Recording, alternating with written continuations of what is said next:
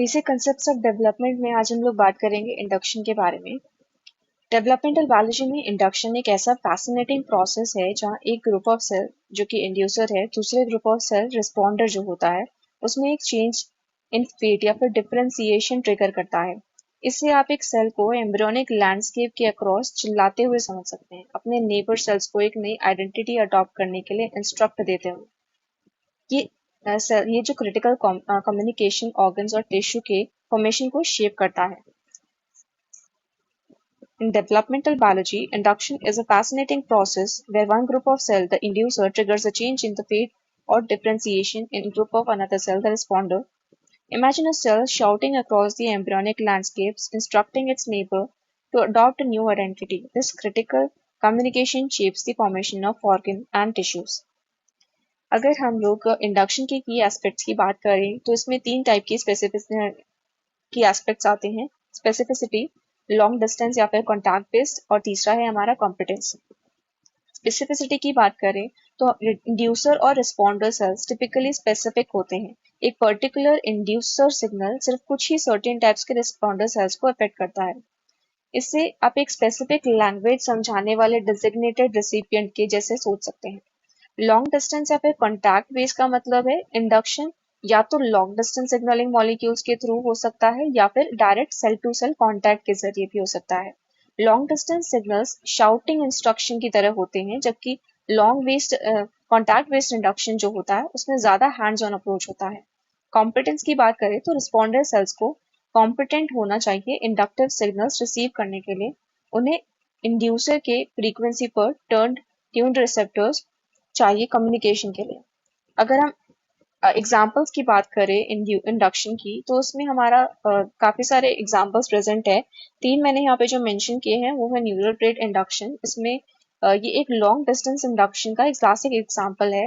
Vertebrate embryos में जो blastocoel cavity की रूफ होती है, जिसे हम डोर्सल लिप ऑफ ब्लास्टोपोर भी कहते हैं, सिग्नलिंग मॉलिक्यूल्स जैसे नॉकिन सिक्रीट करता है।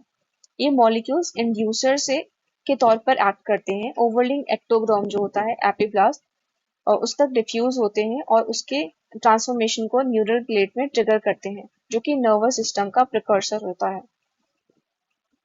तो इस तरीके से हमारा नर्वस सिस्टम का फॉर्मेशन में हेल्प होता है। लेंस इंडक्शन की बात करें तो ये एग्जांपल कॉन्टैक्ट बेस्ड इंडक्शन को शोकेस करता है।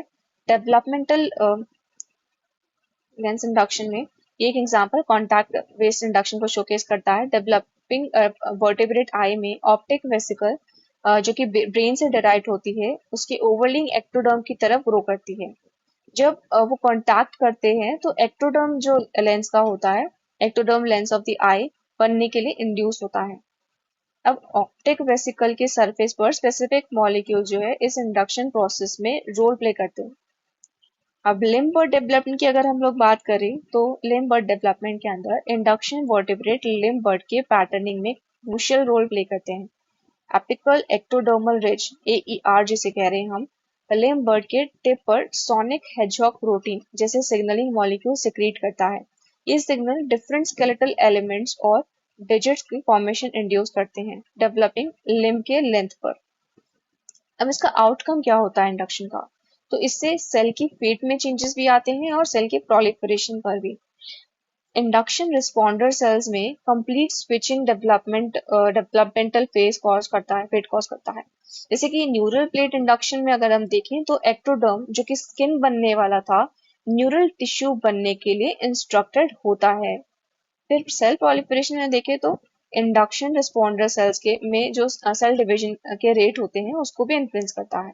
लिम्ब डेवलपमेंट में जो सोनिक हेजहॉग प्रोटीन होता है सिर्फ पोजिशनल आइडेंटिटी स्पेसिफाई नहीं करता, बल्कि प्रॉपर लिम्ब ग्रोथ के लिए सेल को प्रोलिफरेट करने को भी स्टिमुलेट करता है। इंडक्शन की इंपॉर्टेंस अगर हम लोग देखें तो इंडक्शन डेवलपमेंट में डेवलपमेंटल बायोलॉजी में एक फंडामेंटल प्रोसेस है। ये प्रिसाइज स्पेशल और टेम्पोरल कंट्रोल को अलाउ करता है सेल्फ डिफरेंशिएशन के लिए, ताकि कॉम्प्लेक्स ऑर्गन्स जो है डिफाइंड स्ट्रक्चर्स के साथ फॉर्म हो सके। इंडक्शन को समझना क्रूशियल है समझने के लिए कि एम्ब्रियोज कैसे डेवलप होते हैं और स्टेम सेल्स की मदद से टिश्यू रीजनरेट करने के लिए। तो इंडक्टिव सिग्नल्स को मिमिक करके साइंटिस्ट फ्यूचर में स्टेम सेल को स्पेसिफिक सेल टाइप में डिफरेंशिएट करने के लिए गाइड कर सकते हैं, थेरापेटिक पर्पस के लिए। यहाँ पे मैंने एग्जाम्पल के लिए यहाँ पे डायग्राम्स भी मेंशन किए हैं। ये हमारा है लेंस फॉर्मेशन और ये न्यूरल ट्यूब फॉर्मेशन। इसका एग्जाम्पल है हमारा एक इंडक्शन का।